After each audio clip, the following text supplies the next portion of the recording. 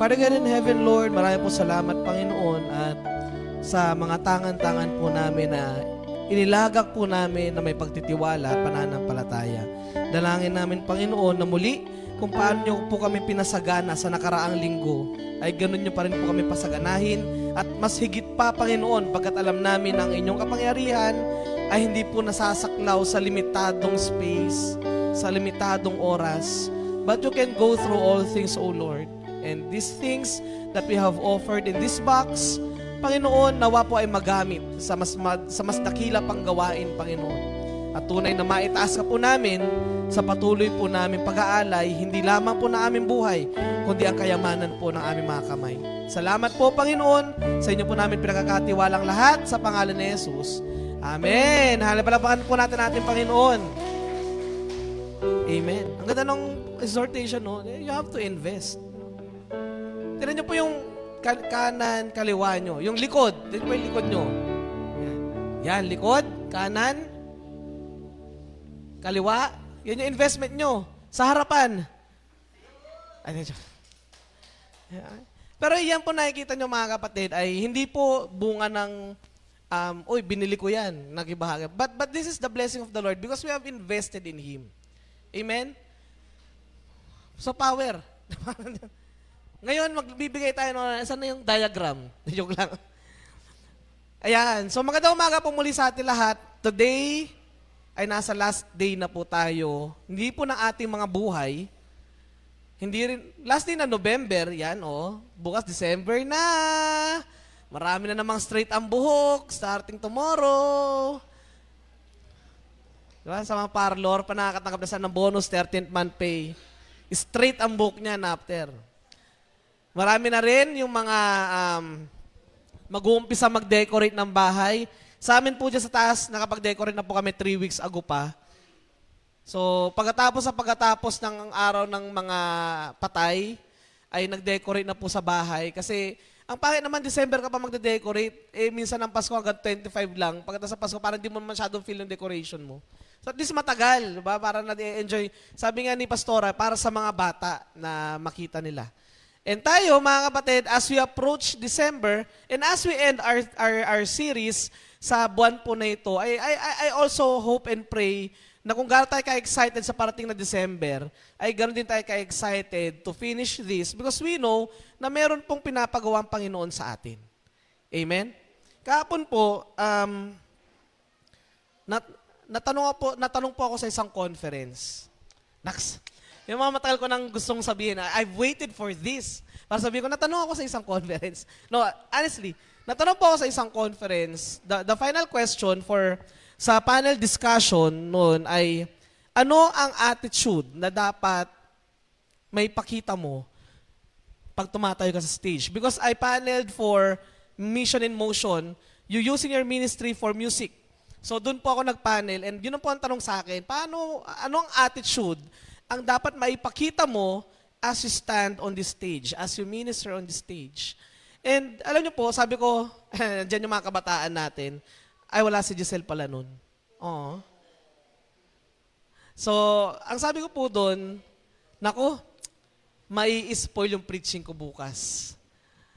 And thank God kasi hindi ko po tinodo. Kasi gusto ko ring sa inyo, first ko po itong maibanggit o maipahayag.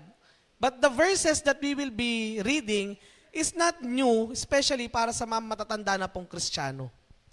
So ang atin pong pamagat sa araw na ito as we end our series is service with a heart.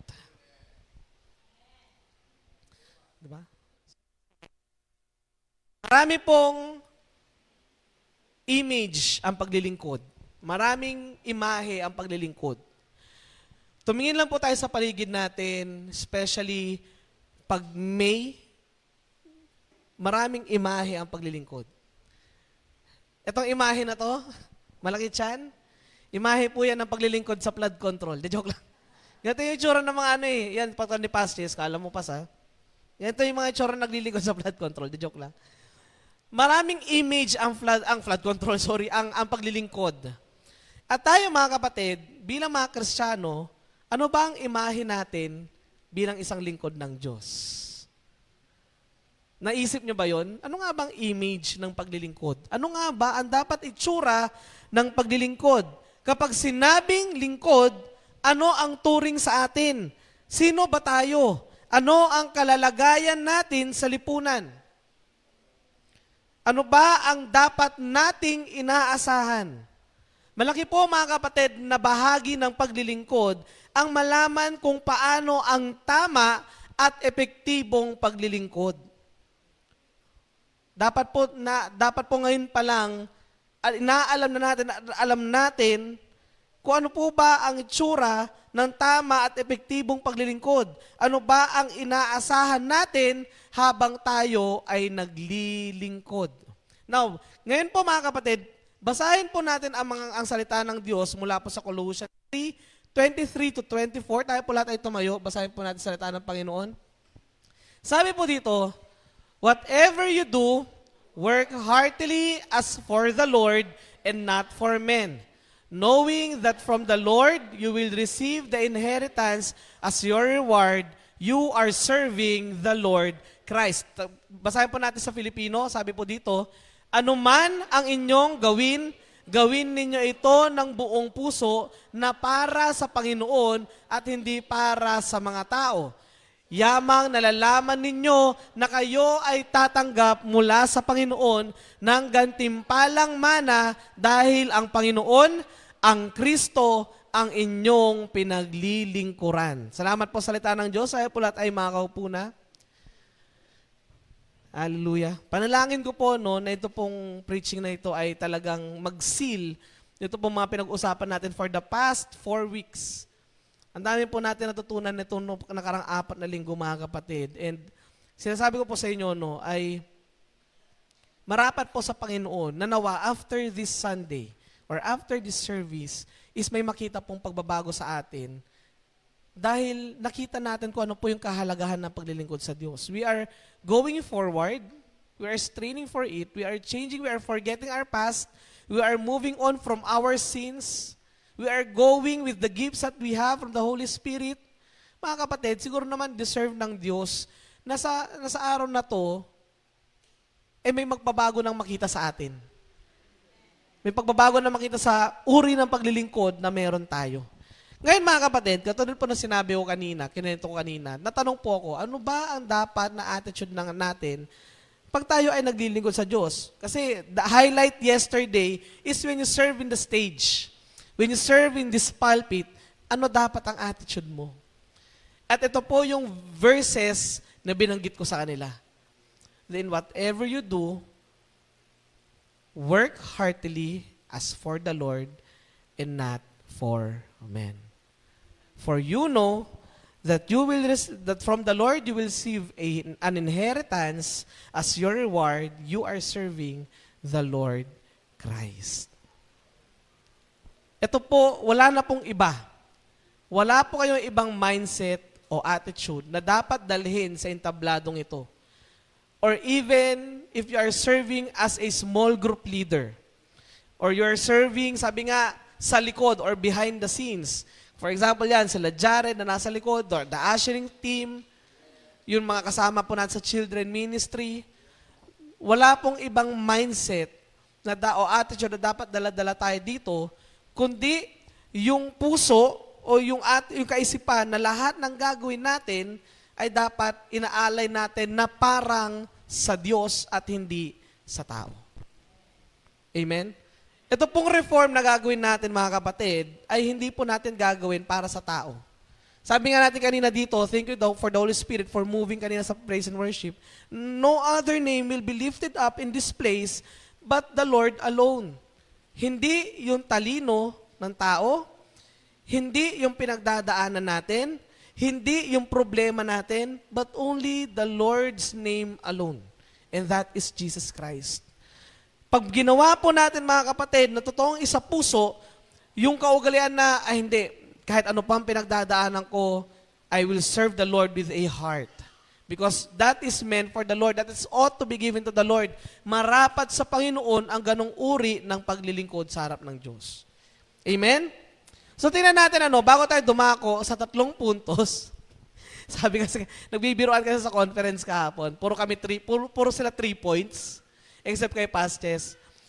Kukwento ko lang ng day 1, katabi ko kasi hindi nyo kasi kilala eh, pero yung katabi ko yung asawa ni Pastor Clero, si Ate Jessa, sabi ni Pastor Clero, I want to share you 3 points. Tapos sabi ni Ate Jessa, ay Baptist to, 3 points. Tapos sabi, kinabukasan, 4 points siya, ay, hindi ka na Baptist, Pentecostal ka na. Kasi 4 points na. But today, hindi po ito dahil sa denomination. Sinisimplify natin ito 3 points or madalas 2 points para madali nyo matandaan. Amen? So ito pong tinignan natin dito sa salitang binasa natin from Colossians. Para po sa inyong kalaman, bibigyan ko kayo ng konting background sa Colossians. Colossians is one of the only place na hindi po napuntahan ni Pablo. Pero sinulatan niya. Ayan, hindi niya po nadalaw yan. Kasi nung time na sumusulat na siya, nakakulong na po siya noon. Diba? Pinag-aralan natin yan last week sa Philippians. Lahat na sinulat ni Pablo in Philippians, nakakulong po siya noon. And itong Colossus, mga kapatid, isa to sa mga lugar na hindi po nadalaw ni Apostol Pablo. But then he wrote, dahil meron po siyang naririnig, hindi po bulong ha, meron po siyang naririnig na mga bali-balita na ang mga taga-Colossus po ay nakakarinig ng mga maling katuruan tungkol sa Panginoong Kristo. Ano po yung mga yon? Yung Jewish legalism, na dapat ikaw ay magpatuli. Kasi kaugalingan po yun sa Hudyo, na pag ikaw ay Hudyo, kailangan ikaw ay matuli pagkapanganak mo. Para ikaw po ay mapasama sa kanilang tribo. Yun po talaga sa mosaiklo eh. You have to be circumcised. Ano pa? Philosophical practices na sinasabi nila sa pamamagitan ng mga filosofiya, mas lalo ka mapapalapit sa Panginoong Kristo. Kasi sila po ay heavily influenced of Greek influences. Ang mga Griego po sa panahon na yun, sobra sila, yung sa declamation, oratory, yan po yung mga Griego. Talagang philosophically, sobrang inclined po sila. Magagaling talaga sila philosophically. Hindi yun yung nais ng Lord. Ayaw ng Diyos na may iba kayong sources ng pagkilala sa Kanya. Dapat yung salita lang ng ating Diyos. Ano pa? Nagkaroon din ng katuruan in their time tungkol sa angel worship. So naniniwala sila that these angels are the mediators, isa sa mga mediators sa Diyos. So sinasamba nila ang mga mediators. So ito si Apostol Pablo, meron po siyang layunin na iwasto ang lahat ng mga bagay na yan. At ipakita sa mga taga-Colossus that Christ's sufficiency, that Christ's, yung sovereignty ng Lord is already enough. Huwag na kayo maghanap ng ibang turo. Huwag na kayo maghanap ng iba niyong gagawin. Manampalataya kayo sa Panginoong Hesus. Mamuhay kayo sa Panginoong Hesus. So ito pong binasa natin sa chapter 3, pag binasa niyo yung buong Colossians, mga kapatid, itong chapter 3 ay ni Pablo, pagpapahayag niya ng how will you live as a Christian? O sige, okay. Sabi sa sa chapter 1, Christ is enough. Okay na siya. In chapter 2, and then put on the new self in chapter 2. Ibilagay niyo yung bagong sarili ninyo, katulad sinasabi sa 2 Corinthians. And in chapter 3, sinabi dito, ganito ang pamumuhay ng mga Kristiyano.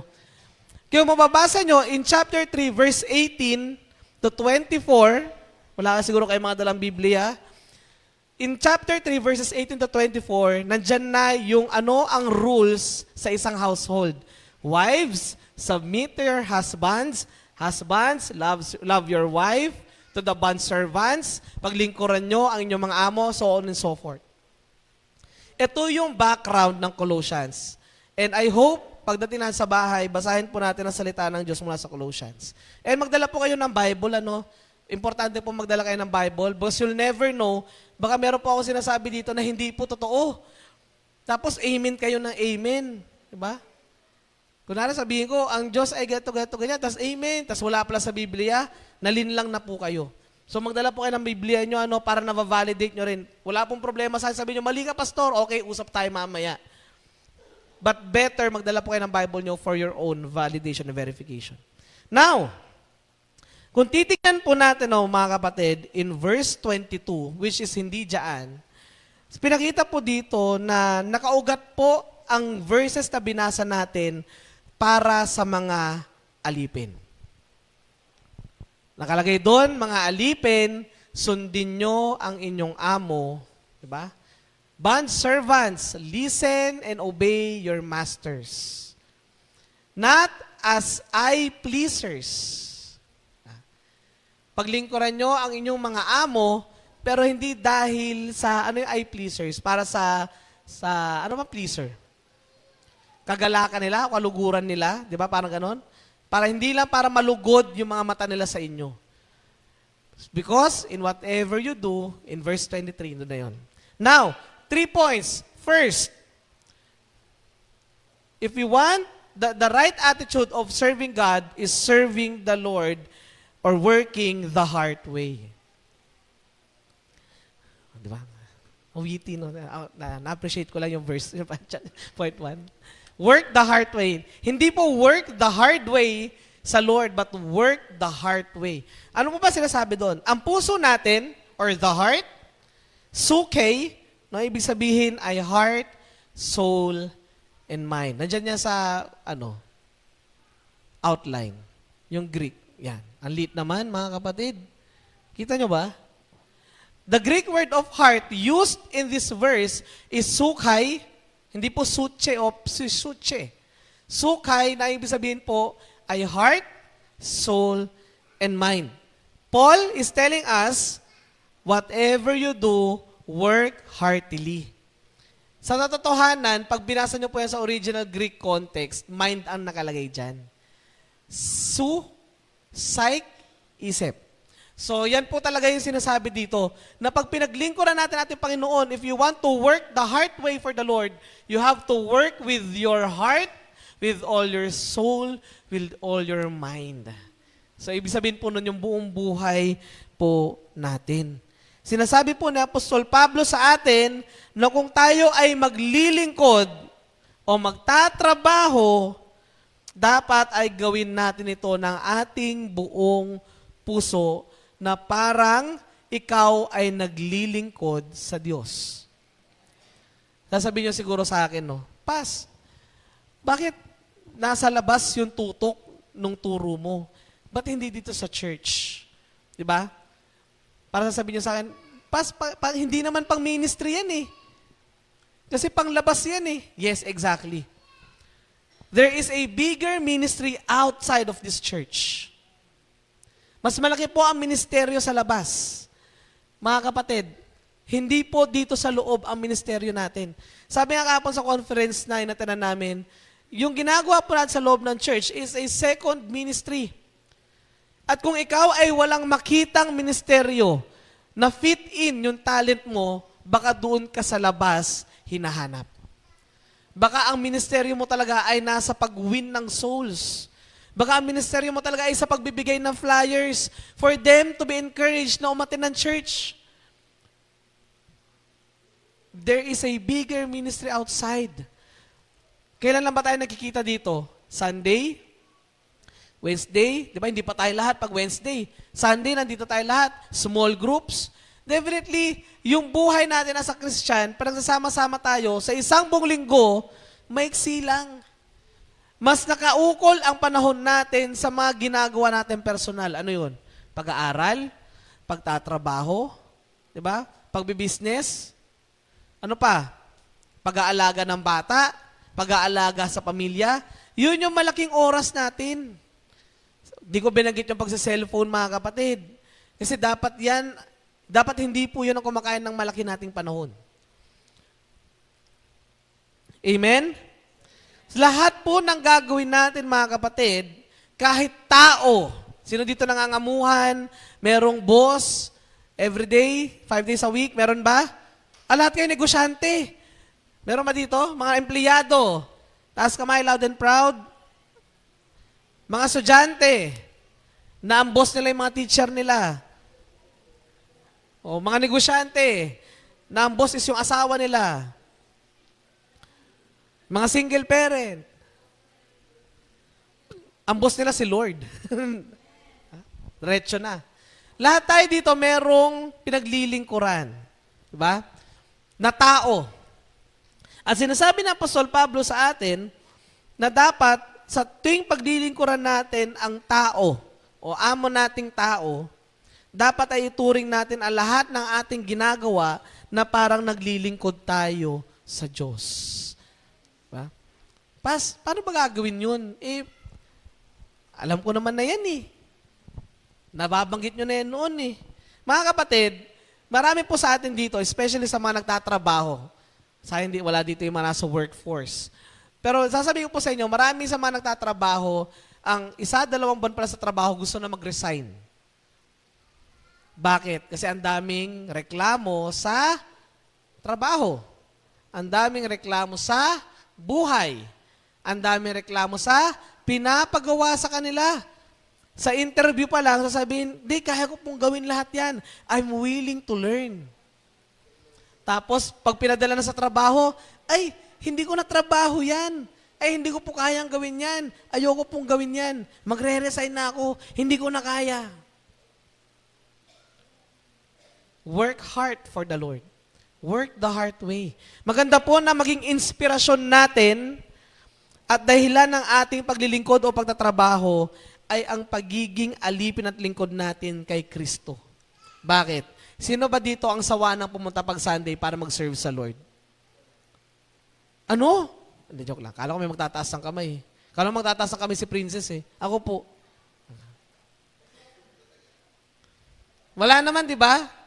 Ang katotohanan, minsan gusto natin pumupunta na Sunday at pag may Sunday na hindi tayo makapag-serve sa Lord, para bang kulang na kulang tayo. Meron tayong double standards pagdating sa trabaho. Ayaw natin sa trabaho natin sa mundo, tapos gustong-gusto natin magtrabaho dito, mga kapatid, hindi po yun pwede. Ang uri ng pananampalataya natin, ito na pag-usapan namin ng Wednesday small group namin, yung pananampalataya natin, mga kapatid, will reflect kung paano tayo nagtatrabaho. Kung sa trabaho, puro po tayo reklamo. Kung sa school, puro tayo reklamo. Kung sa negosyo natin, puro tayo reklamo. Yun ang pananampalatayang makikita ng mga tao sa atin. Tapos pupunta tayo dito na parang ganadong-ganado lagi. But then, 6 days a week, 5 days a week sa trabaho, para tayong latang-lata. Ayoko na, pagod na ako, ayoko na magtrabaho. That's why Paul is telling us, in whatever you do, kung nag-aaral ka man, nagtatrabaho ka man o nagne-negosyo ka man, work heartily as for the Lord and not for men. Amen? Inspirasyon po dapat natin yun. Kasi tingnan natin ang pagkakaiba ng ikaw ay nagtatrabaho ng para sa Diyos at hindi para sa tao. Unahin natin yung para sa tao. Pag naglingkod po tayo para sa tao, ang makikita po natin karakter nito ay nakabatay ang pagtatrabaho natin batay sa pagsang-ayon ng tao. Approval of man. Ay, approve. Yes, tatrabaho kasi approve. Approve sa tao. Lagi nating hinahanap yun, yung validation ng mga taong mas mataas sa atin. Pag sa church, approve kay pastor. Ang ganda nga nung sharing kahapon eh. Kami mga pastor, wala po kaming kakayanan na mag-approve sa gusto nyo mangyari. Ang jurisdiction lang po namin is within the scriptures. Ano ang sinasabi ng salita ng Diyos? Hanggang doon lang kami. At maging sa ating pagtatrabaho, mga kapatid, pag ganito, para sa tao, ang hinahanap mo lang is pag-approval ng tao. Pangalawa, yung husay natin ay nakabatay saan? Sa kung sino ang Ito, mga kapatid, nakita ko to talaga sa construction. As in, nakita ko kung paano ang husay ng isang manggagawa ay lumalabas kapag nandoon yung nagbabantay sa kanila. At nakikita ko rin kapag walang nagbabantay sa kanila. Yan ang paglilingkod para sa tao. Pag wala nang nakatingin sa atin, okay na. Arawan naman ako dito eh. Ganun ba tayo sa harap natin, Lord? Pangatlo, madaling panghinaan ng loob. Napagalitan saglit sa trabaho, ayoko na. Hindi ko deserve yun. Pang-apat, inuudyok ng makalupang gantimpala. Mayroong urge of earthly rewards. Nagtatrabaho tayo kasi, promotion. Kailangan ko ng promotion. Tatrabuhin ko ito na mabuti kasi para ma-promote ako. Tatrabuhin ko ito na mabuti para mapalapit ako sa boss. Para yung pabor ng boss nasa akin lahat. Yeah? Mag-leave ako anytime, kahit 1 taon. Panglima, may limitadong pananagutan. Meron lang, pag nagdilingkod tayo sa tao, mga kapatid, sobrang liit ng ating accountability. Kasi ang iniisip lang natin, itong trabahong to, pag umalis ako, pwede naman ako lumipat sa iba. Ganun ba yung gusto natin? Ayaw natin accountability sa harap ng ating Panginoon? I know people na ganun po, mga kapatid. Yun po ay realidad ng mundong ito. Napagalitan saglit, hindi nabigay saglit yung pinakiusap, resign, alis. 1 month, 2 months lang ang tinagal sa trabaho. Pag binigay ang resume, sobrang haba kasi palipat-lipat ng trabaho. Hindi makita yung kanyang kagustuhan sa loob ng workplace niya. Nasaan yung bunga ng banal na espiritu natin sa atin? Which is long-suffering. Bunga ng banal na espiritu, mga kapatid, ang patience and long-suffering. Baka hindi tayo marunong magtiis.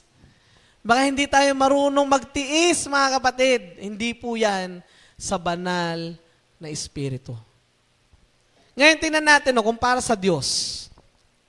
Kung para sa Diyos, tayo nagtatrabaho, maglingkod na paran. Nilagyan ko po ng quote-unquote yan. Kasi sinabi doon kanina, if you will work, nagtatrabaho ka para sa among tao. But, you work for it as if yung taong yun is yung Diyos. Yun yung sinasabi dito ng Apostol Pablo. Kaya na para sa Diyos. Ngayon, tingnan natin if we will treat it or inspired tayo sa Panginoon. Una, ang inspirasyon natin ay malugod ang ating Panginoon. Lord, I will do this because I want to please you. Kahit mahirap, Lord, pinagawan po ako ng cash balance. May ganun ba? Diba, sa accounting, tama ba yun? Balance at kahit mahirap po, Lord, gagawin ko. Or pinag-encode po ako ng 1 buong taong resibo. Lahat, no? 1 taon. Siguro 3 box ang resibo, no? I-encode mo lahat. Pero gagawin ko po to, Lord, because I want to please you. Pangalawa, katulad binanggit natin kanina, kabaliktar naman ito. Yung husay natin, kahit walang nanunood o nagbabantay. If you are working for the Lord, ang husay mo, kahit walang nanunood sa'yo.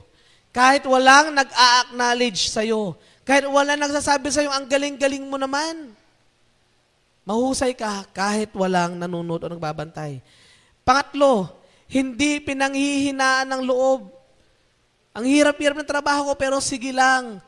Go lang tayo. Why? Because we are not working for men. We are working as for the Lord. Pang-apat, mataas po ang dignidad sa trabaho. Hindi mo pinababayaan na makitaan ka ng mali dahil yung pananampalataya mo, iniingatan mo. Yan po ay pagtatrabaho na para sa Diyos. Yan po yung dapat na attitude natin. Mahalaga pong maunawaan natin na maglingkod the hard way ay pagtingin na sa lahat ng ating kilos, sa lahat ng ating gagawin, Diyos ang marapat na mabigyan ng papuri at pagluwalhati. Ngayon, tatanungin ko kayo, maaring meron kayong gustong gawin towards your work or for your studies, for your business. Ang tanong, yang kayang gagawin nyong yan ay makakaglorify sa Lord.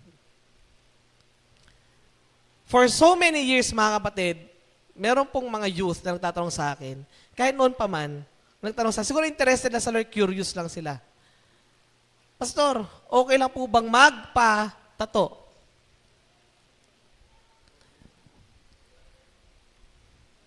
Alam niyo po, sinagot ko sa kanila, maluluwalhati ba ang Diyos kung gagawin mo yan? Pastor, paano kung magpatato kami ng John 3:16?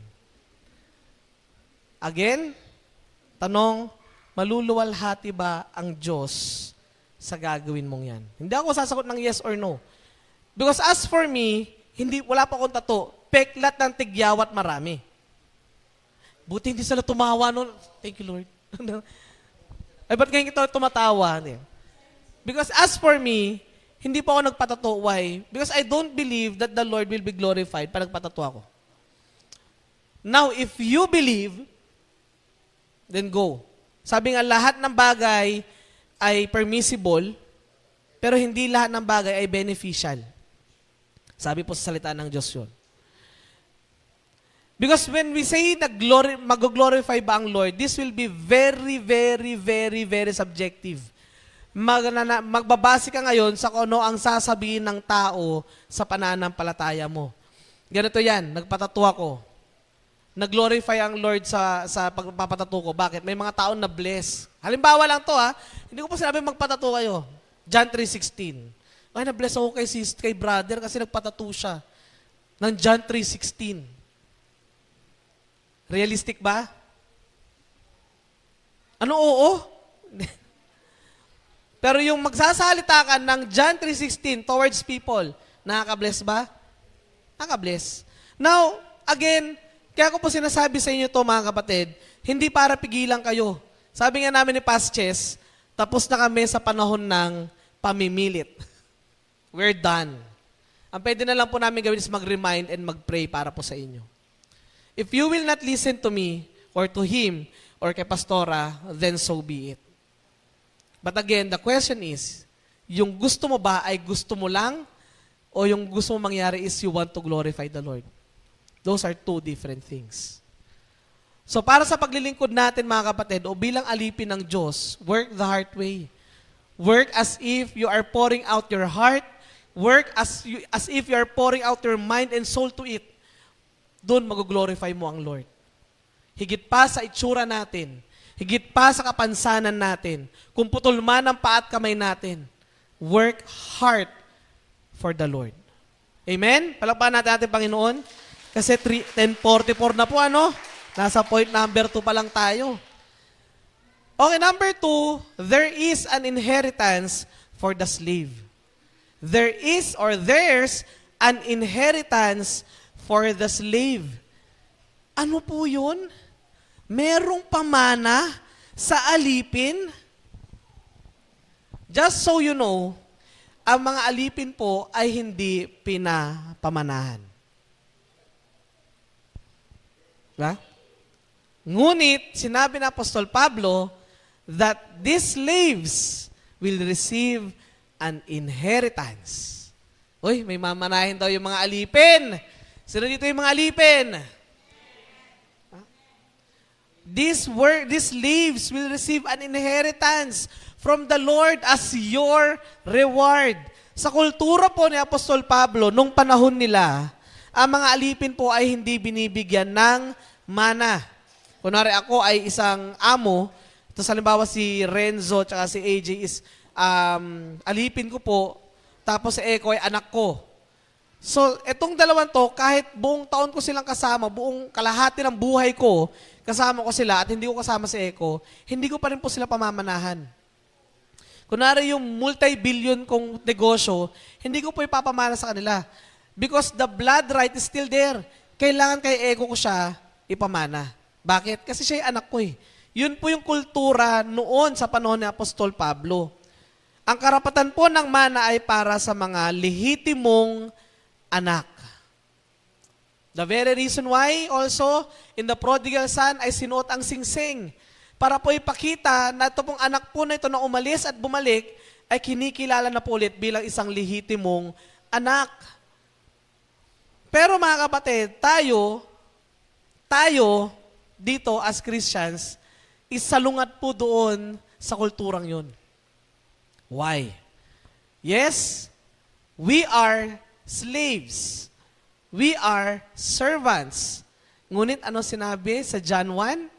Ang lahat ng naniwala at nanampalataya sa Kanya ay binigyan ng karapatan na ano? Tawagin siyang Ama. So bukod sa mag-alipin tayo ng mundong ito, tayo po ay higit pa dahil tayo ay mga anak ng, para hindi kayo proud, Mas gusto nyo ba maging alipin na lang? Wala namang problema. Tayo ay mga anak ng, mga kapatid, be proud. Sabi nga, hindi lahat ay anak ng Diyos. Lahat lamang ng naniwala at sumampalataya sa Kanya. Ngunit mga kapatid, gusto ko rin ipakita sa inyo, no, that in Tagalog, in Filipino, pakita mo nga yung Colossians 3:24. Yamang nalaman nyo na kayo ay tatanggap mula sa Panginoon ng gantimpalang mana. Pag sinabi mo kasing mana, kahit wala kang gawin, ibibigay sa'yo. Ngunit dito, sa mga salitang binasa natin, the reward is the inheritance is a reward. Ibig sabihin, meron kang kailangang gawin. Hindi mo matatanggap yung gantimpalang mana kung wala kang gagawin. Yes, anak tayo ng ating Panginoon, ngunit tayo rin po ay mga lingkod niya. So makukuha lamang natin ang gantimpalang mana, una, kung tayo ay anak niya. Nandun na yung mana. Yung gantimpala ay kung tayo ay susunod sa Kanya. Amen? So ito po yung bagay na kailangan natin malaman. There is an inheritance for us servants, but we have to serve Him as well. Hindi po pwede manangan natin, anak ako ng Diyos, pamamanahan ako, pero wala tayong pagsunod sa Kanya, hindi po natin matatanggap yung gantimpalang yun. Ano po ba yung gantimpalang ito sinasabi na ating Panginoon? Una, buhay na walang hanggan. Diba? Pangalawa, yung kalubusan ng kaligtasan. Gusto ko ipakita sa inyo ito, mga kapatid. Sabi nyo po, di ba, pagtanggap natin sa Lord, ligtas na tayo. Yes, we are saved. Pero yung fullness of our salvation will come as our life ends at napunta tayo sa piling ng Panginoong Hesus. That is the fullness of our salvation. Andun yung fruition, di ba? Kasi sasabihin mo dito, ligtas ka, tapos hindi ka naman sumunod sa ating Panginoon. Sira ang pananampalataya. Walang pagsunod. Pwedeng sambit lang ng bibig na sinabi mong anak ako ng Diyos, pero walang pagsunod. Paano malulubos yung kaligtasan yan? Paano mo malulubos yung fullness of salvation? Paano pag walang fruit yung salvation na yun? Hindi ka nagkaroon ng good works. Mga kapatid, let's check ourselves. Totoo bang tinanggap natin ang Diyos sa puso natin? Totoo bang nung sinabi natin, Lord, I accept you, baka sa bibig lang natin yan. Baka hindi sa ating mga puso. At pangatlong gantimpalang mana, ito pinakamaganda to sa lahat, ang pagkikibahagi natin sa kaluhatian ni Kristo. Time will come, mga kapatid, that as the Lord Jesus Christ ay bumababa siya galing sa langit, kasama ng mga tapat, yung mga taong nanatiling tapat sa Kanya, ay kasama makikibahagi sa kaluwalhatian ng Panginoon. Parang ayaw nyo yun. Ayaw nyo ba? Ayaw nyo makibahagi? Kasi ako gusto ko eh. Because that will be the ultimate reward of all. Nakasama tayo sa kaluwalhatian ni Kristo. Kung ako ang tatanungin, these things, yung earthly riches, mga kapatid, itong mga kayamanan sa lupa, tulad ng sinasabi ni Sister Andrea kanina, walang-wala to dun sa kaluwalhatian ng Diyos pag bumaba siya dito sa lupa ulit para sa mga tapat. Di ba? Yung glorified body, eternal life with the Lord, di ba? Yung kwarto mo sa langit. Di ba? Sabi kasi I will prepare eh. Baka nga naka-prepare na doon. Tayo na lang tong ayaw, i-grab yung pagkakataon. Gusto nyo na ba makita yung kwarto nyo sa langit? Gusto nyo na? Meron po ako dito dalang joke lang. Diba? Ito yung bagay na dapat inaasam natin. We will work heartily as for the Lord dahil merong inheritance. Merong inheritance as a reward. Sasabihin niyo sa akin, Pas, parang masyado naman motivated to reward yan. Mga kapatid, ang pagsunod sa Diyos is meron pong gantimpala. You can look forward for it. Pwede mong isipin na, Lord, kaya nga prayer ko lagi, di ba, pag prayer meeting, Lord, pag kami po ay nagbasa ng salita ng Diyos, pag inuna ko po namin pag umaga para manalangin, Lord, reward us. Please reward us, Lord. Kasi ito yung bagay na, kaya ka sumunod sa Lord is hindi lamang dahil sa pagmamahal mo sa Kanya, but also because you desire for the reward. Hindi pera, hindi ko po sinasabing pera, hindi ko sinasabing material na bagay. Pero dahil baka may pinagdadaanan ka, kapayapaan, di ba? Lord, magbabasa po ang salita ng Diyos because I know you will reward me with peace. You will reward me with wholeness. You will reward me with faith. Yung ating po pagsunod mga kapatid ay may kaakibat na gantimpalang mana. At bakit to pinakita ni Apostol Pablo sa atin? Una, upang magbigay ng pag-asa sa mga alipin. Kayo ba bilang alipin, di ba, kunwari, January, ilang araw pa, ilang buwan pa para sa 13th month pay. Maghihintay pa ako na 11 months. But you look forward for it. Bakit? Kasi alam mo matatanggap mo ito at the end of the year. Tayo mga kapatid bilang alipin, binibigay ito ng Apostol Pablo sa atin para magkaroon tayo ng pag-asang tatanawin. That as our journey goes through and will end, there is an inheritance as a reward. Amen? Sabihin niya natin, inheritance. Pinakita na dito ng Apostol Pablo na kailangan, binanggit niya may gantimpalang mana para mag-udyok sa atin ng hard work. Sino bang ginagantimpalaan mo? Yung mediocre, yung paglilingkod, o yung sincere at genuine ang pinakita sa Lord? Diba? Tayo man, nagbibigay nga tayo ng tip sa taxi driver pag maayos siya nag-drive. Pag hindi siya nanghingi ng tip, pag sakay mo pa lang, di ba? Meron ganon. Ay, padagdag na lang po ng 50, ganyan-ganyan. Pero pag hindi sila nanghihingi, talaga malumang mong bibigay. Ito po. Minsan, di mo na kinukuha yung sukli. Bakit? Kasi okay, hard work. Binigay ito ni Apostol Pablo na may gantimpalang mana para po magkaroon tayo ng hard work. Huwag po tayong maging mediocre sa paglilingkod. Ano ba yung mediocre? Ano ba ang tagal ng mediocre? Paimbabaw? Parang ganun. Di ba? Parang ganun. Yung masyadong paimbabaw na paglilingkod. Kasi gusto mo makita ka ni pastor na nagwawalis.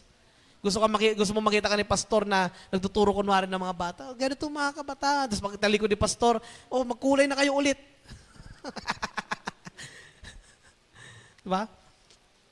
O gusto mo makita ka ni pastor na ang galing-galing mo maggitara, ang galing-galing nitong musikero kong today sa church. Glory to me po, pastor. Ganun ba yung approval natin? No, but Paul wants us to pay the hard work para po meron tayong gantimpalang mana sa ating Panginoon. Kung hindi po tayo mag-hard work, mga kapatid, paano natin ma-receive yung sasabihin ng Panginoon sa atin na, well done, my good and faithful servant. Ibibigay lang po yun, mga kapatid, sa mga totoo nagpakita ng well done. Pero kung tayo ay katamtaman lang ang pagpapakita ng paglilingkod sa Diyos, mga kapatid, sobrang generous ang Lord sa strength, sa wisdom, sa intelligence, tapos saks lang, sabi ng mga kabataan, saks lang yung papakita mong effort sa Lord. Katamtaman lang yung papakita mong effort sa Lord. No, the Lord doesn't deserve that. The Lord deserves everything. Amen? Kaya di ba nung praise and worship, talagang luhod, iyak, sigaw, because the Lord deserves everything of we are. Amen?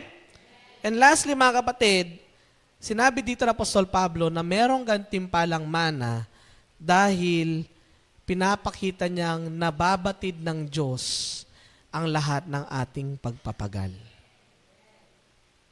Pagod ka na? Lord, pagod na po talaga ako, Lord.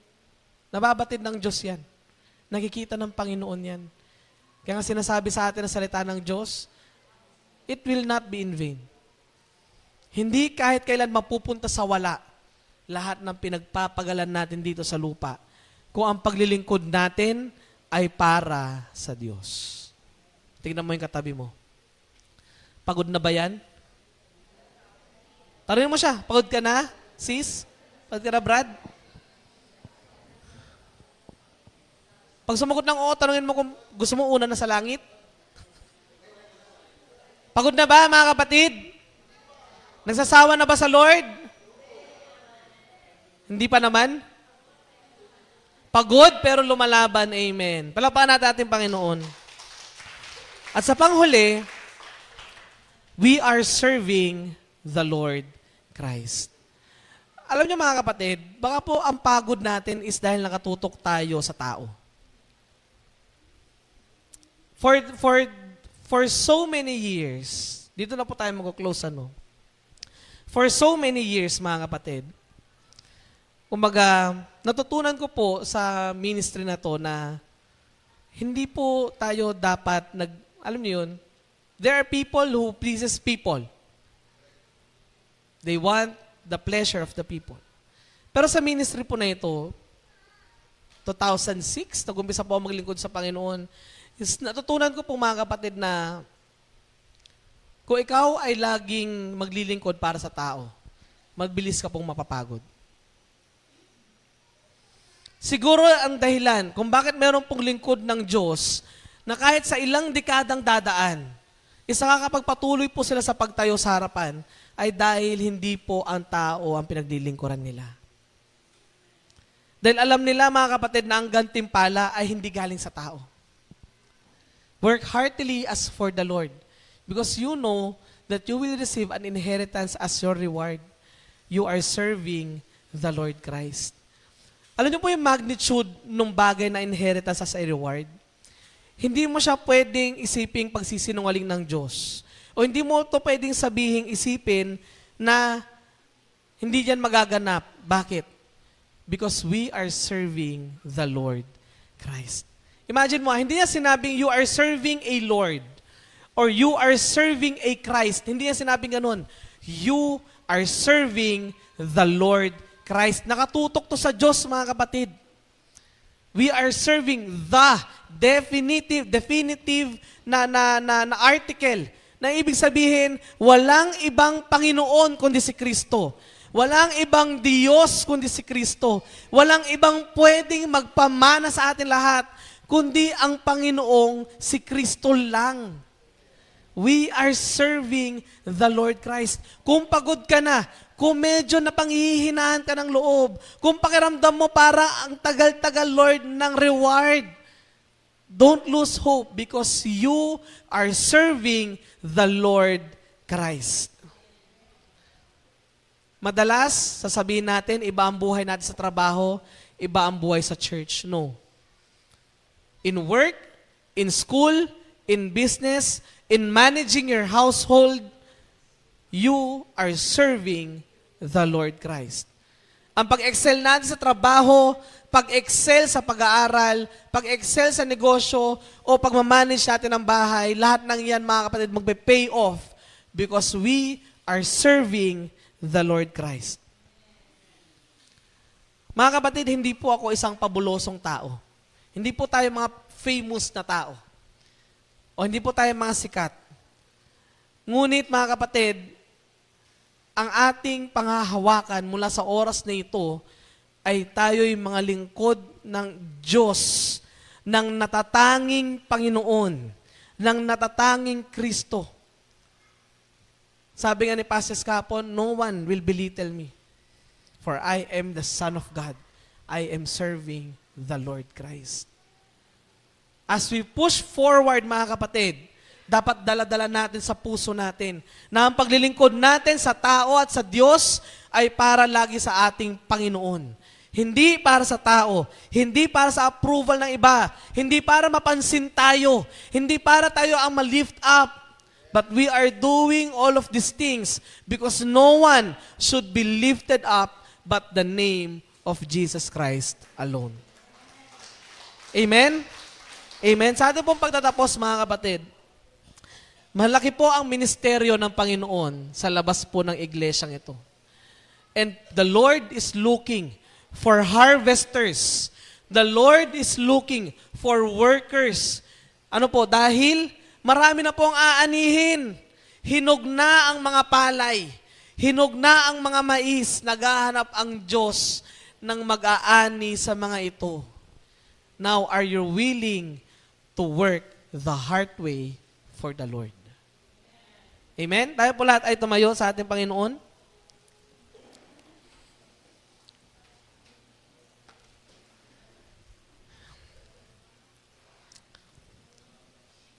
Let's all, try nga natin i-declare and confess sa araw na ito that I am serving the Lord Christ with confidence in our heart.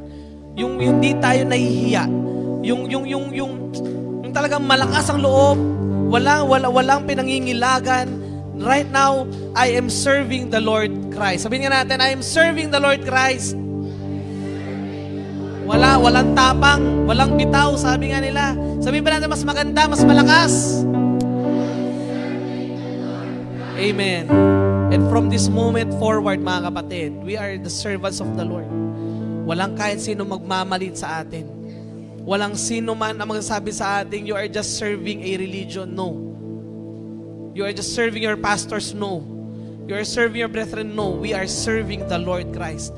At ang Panginoon, sa buhay natin to, sa ating pagpapagal, the Lord will give us an inheritance which will be our reward. Tayo pala tayo manalangin. Amang banal na mga pangyarihan sa lahat, Lord. You see these people right now declaring their lives as servants, Lord, of your kingdom, O God. At Panginoon, dalangin ko, O Diyos, for these people right now, Panginoon, na kayo po ang mag-equip sa bawat isa sa amin. Put in us, Lord, the wisdom.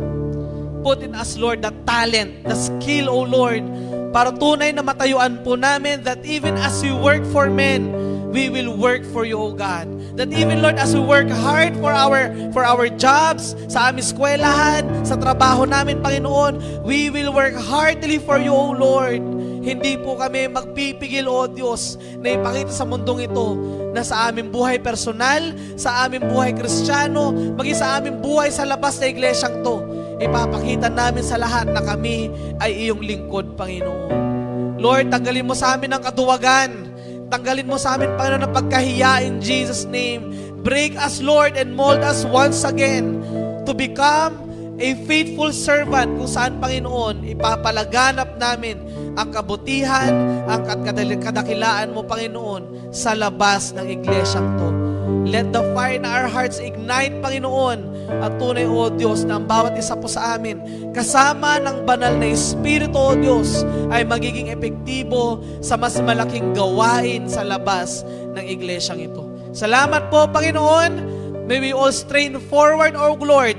May we forget our past behind, O God, and use these spiritual gifts, O God, tulad, Panginoon, ng kalooban mo para sa bawat isa sa amin, to work for you, to exalt you, to magnify you, and to glorify you with all of our lives. Salamat po, Panginoon. Ito po ang aming samot panalangin sa pangalan ni Jesus. Amen. Palakpakan po natin Panginoon. Hallelujah.